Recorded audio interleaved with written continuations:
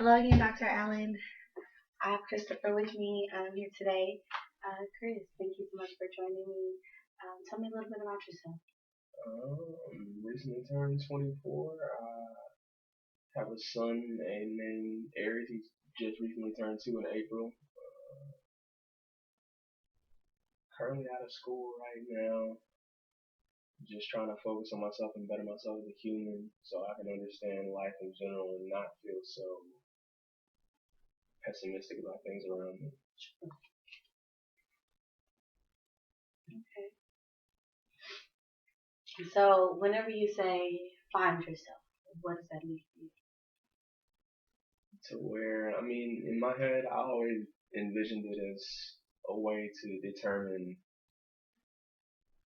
things in a much more simple manner, not as if I can control situations per se, but like I have a better understanding than I normally would, and I have a clear mind when I think about decisions, and I'm not being rash within my day. Gotcha. So, would you say that currently you can kind of identify as impulsive? Definitely. Okay. And what does impulsive mean to you?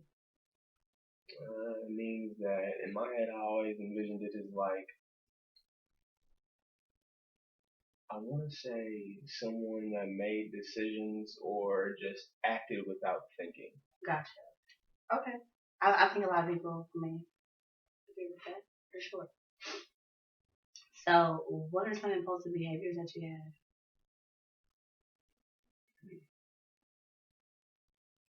Smoking cigarettes.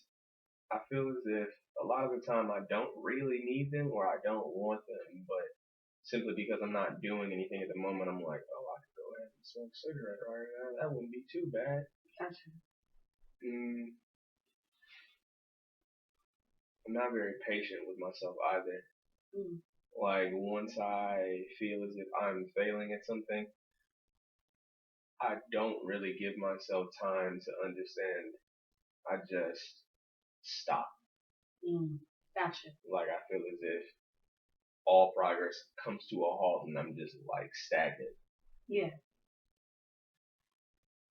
Whenever you say like smoking cigarettes, what made you first start ever smoking cigarettes? I really couldn't pinpoint one thing in particular. Like, I don't know, I guess the culture around me, I feel like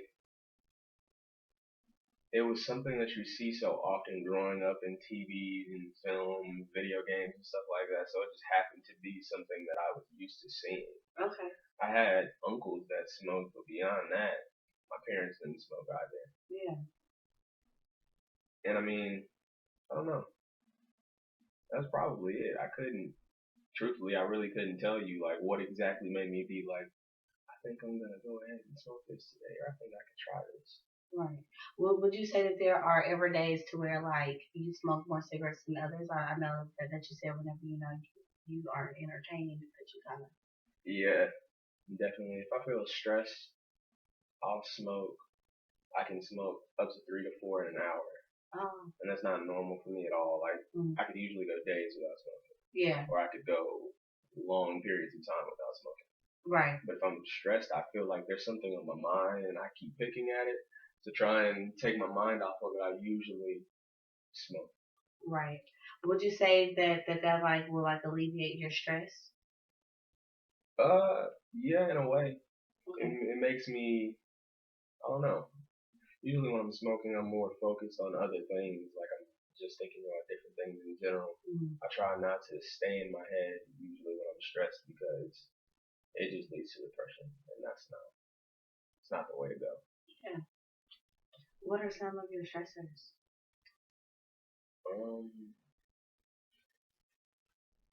When I feel like I stress myself out more than anybody else does. Okay. And I feel as if a lot of the time when I do stress myself out, it's because I'm procrastinating. Okay.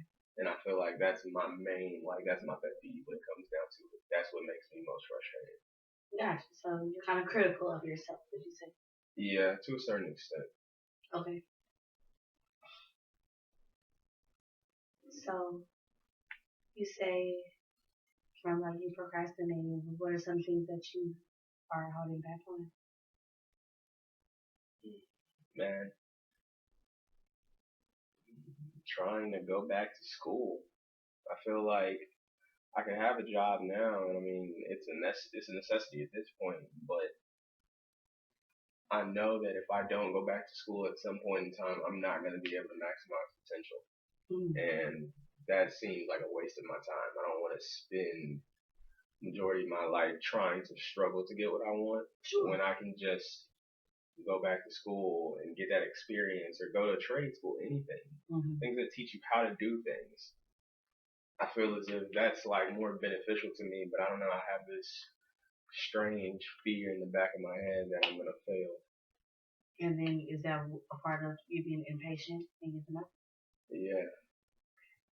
So far you said some of your stressors are kind of like a frustration with yourself, and then also just self improvement. So it sounds. You mentioned that if you stay in your head too much, while you're stressed, that kind of makes you feel depressed. Can you tell me a little bit about that? Um, a lot of the times I feel as if I'm not doing enough. And even when I do feel like I'm progressing and stuff, I still get to the point where if I'm alone and I'm not doing anything, I get to a point where I'm thinking to myself like, yo, you could definitely be doing more. And even though I could be doing a ton to improve the situation that I'm in, I still feel as if like, yo, you need to try harder. Okay. And then once I get to that stage, then it's really hard for me to focus on what it is that I was doing in the first place. And that's when I feel like I become stagnant because I've gotten to that stage where I'm like, man, this just isn't working. And I don't know what it is that I need to do differently to make it better than what it already is. Right. Would you say that happens in a few different areas of your life? Yeah, I think so. I think dealing with my relationship, dealing with my son and how I raise him sometimes, I think back on some of the situations that I dealt with as a child and how I want to do things differently, and I find myself acting like my parents or doing something that I thought that I'd never do or never say. Like, I don't know. I feel like sometimes I have a lack of patience because I get too far into my head. I get too deep in, and then it's like I'm a different person. But I acknowledge it. Like I know that it's happening. I just don't know how to control it. Okay. Does the thought of being like your parents, does that make you, how does that make you feel? Oh man, it scares me. Really, it does. Like it scares me a lot because a lot of the time growing up, I felt like I didn't really have a way to communicate with them because my parents were really like we said earlier, they were very abrasive. Like you didn't really have options. Like you had them, but they weren't real options. It was still their way or nothing at all. Right. And dealing with their relationship with each other, how much it affected me and my siblings, and seeing, I don't know, just seeing how we all ended up and like some of the things that we hold in and some of the things that I feel like I still hold in, dealing with growing up in situations that frustrate me, dealing with them. And even when I tried to go back and discuss some of those situations with them, they still weren't willing to go into depth with it. Like it was still as if they just didn't understand. They just didn't want to. It's like you're still my kid, so you can't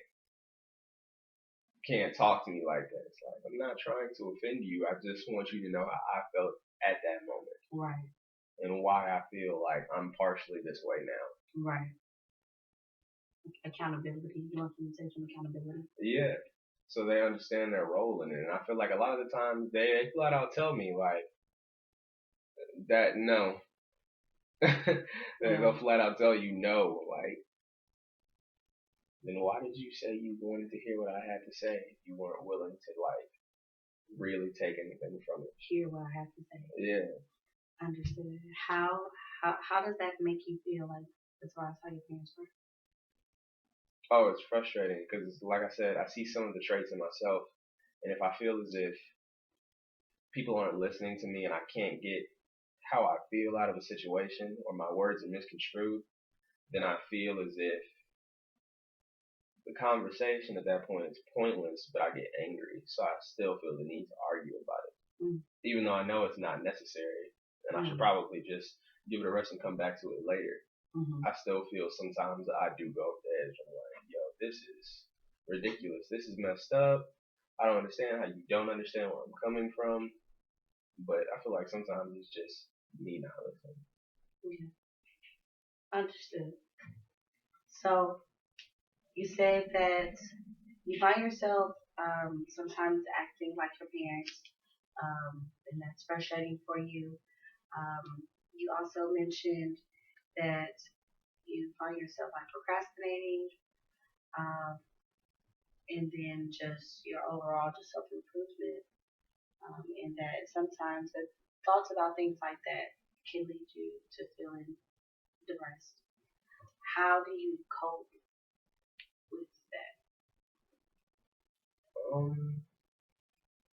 I smoke cigarettes occasionally. I try and stay around my son more instead of letting him do his own thing. Like I like to have him like nearby because it's as if I don't know. He's like a ray of hope in my head. And usually when I see things that way, I feel as if he's that bright spot always because he's innocent. Like he doesn't know any better. What he's doing is just him. That's just who he is, and it's my job to teach him. Right. Like as his father. Yeah. So you would say that your son protects you. Well, yeah, he keeps you moving. He keeps you motivated. Yeah. Good. Okay. Good. Have you ever had thoughts of acting out on your depression? Maybe once or twice in my life, but overall, no. It's not as if it's something that really pops up often. I don't really feel as if that's a viable solution. Like I feel as if my situation could always be worse, and that's how I usually see things. Yeah, for sure. Like I feel as if I understand that there are some situations where we feel as people that we can't come back from them. Mm-hmm.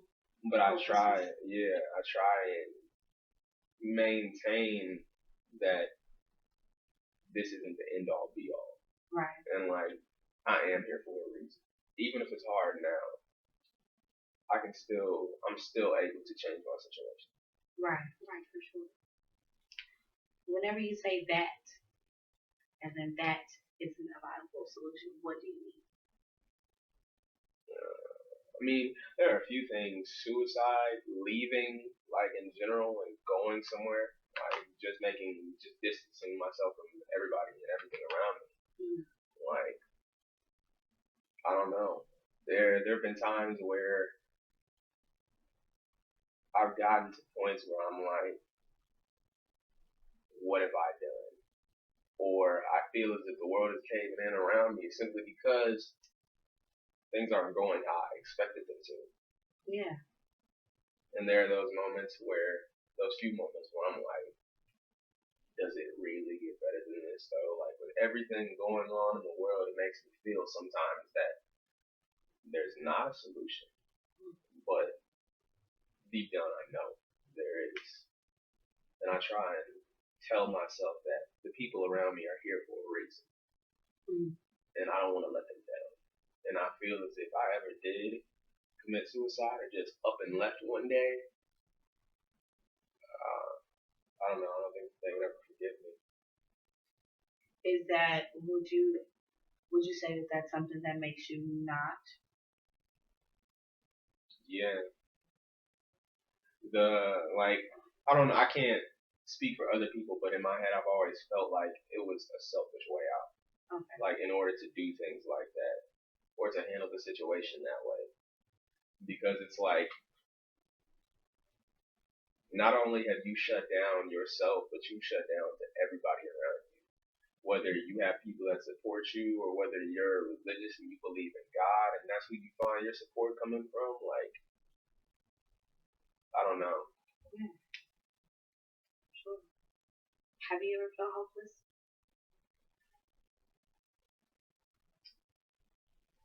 Before my son was born, there was a time when,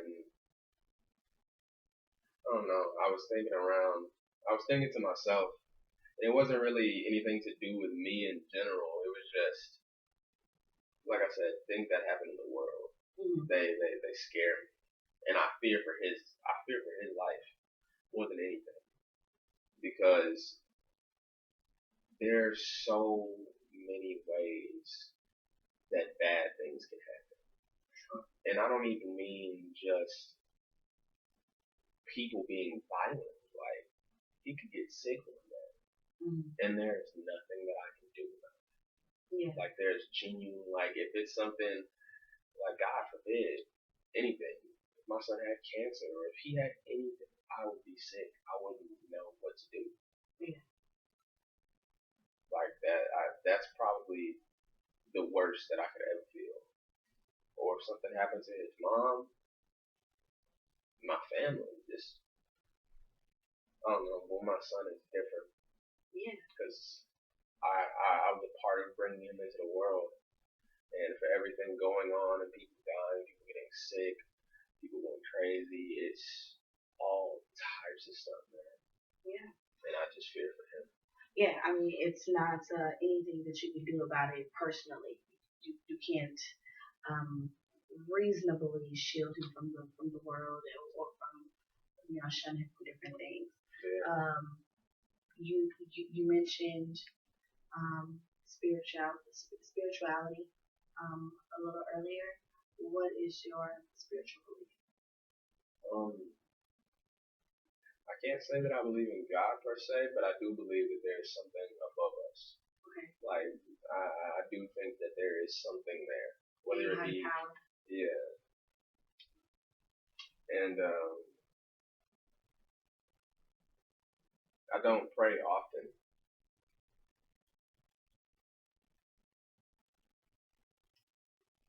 And I feel like the whole point of us being here is all a test. Okay. But I can't say for what. Okay. Would you say that it's a test on behalf of the higher power? Or would you say that it's a test, I don't know, almost like a simulation, so to speak? More so like a simulation. Like, what we do defines.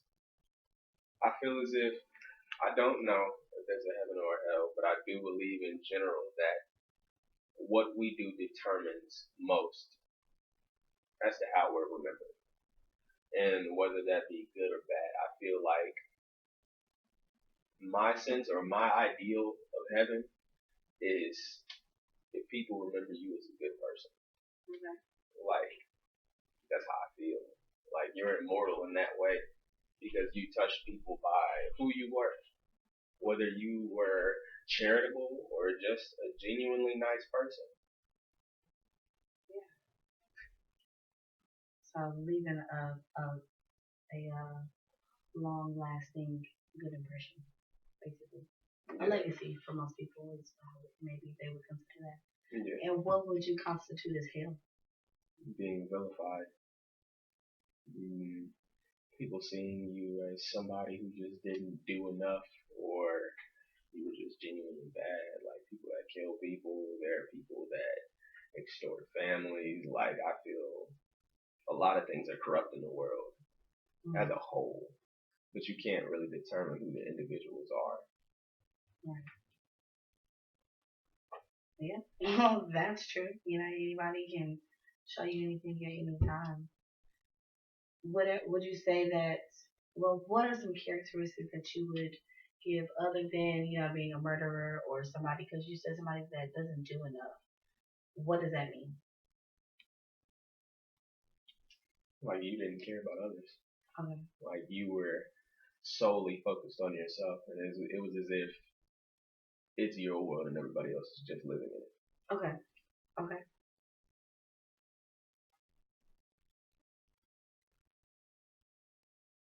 Okay. So, you have been very open with me. I appreciate that very much. I know that some of the things that you kind of um, aren't too fond about personality wise for yourself would be your patience, um, your procrastination, how self-critical you are, um, and maybe even the hobby of smoking cigarettes. Because you said that you feel like you don't really have a use for it besides seeing it in the culture. Um, would you say that smoking cigarettes is one of your coping mechanisms? Yeah, definitely. I feel as if most of the time that I do it, I'm thinking about something that upset me and trying to get my mind off of it. Okay. And there are times and occasionally where I just do it recreationally, but it's not a consistency. Okay. It's never, 3 or 4 an hour. yeah, Okay. like it's never like that. Okay. That's only when I'm stressed. Yeah. Um, are there any other substances that you use whenever you're stressed? Maybe to cope? Um, yeah, Like I'm sure. I mean, I'm trying to determine if that would really be for that. Because I don't know if my headaches come from stress or if they're just there to be there. So I smoke marijuana, but beyond that, like I can't really say I'm doing it just to relax. It's usually because I have a headache or I'm trying to prevent one from coming. Okay. So you feel it's more medicinal purposes versus coping with stress Yeah, like cigarettes. You can tell a difference yeah, between the use of the two. yeah. Okay. Overall, beyond that, no. I don't think there's anything else. I don't really drink, truthfully. Yeah. Yeah, no, that's about it. Okay. Okay. Well, I learned a lot about you today, Chris. I know that you have from what it sounds like, a beautiful baby to live for. And you have a few things that you can probably tend to. It literally takes that first step. And I guess it's just committing yourself to take that first step because that's literally all that it takes. I want to thank you again for speaking with me. Dr. Allen, thank you for viewing. I appreciate the late submission very, very much, sir. Have a blessed week.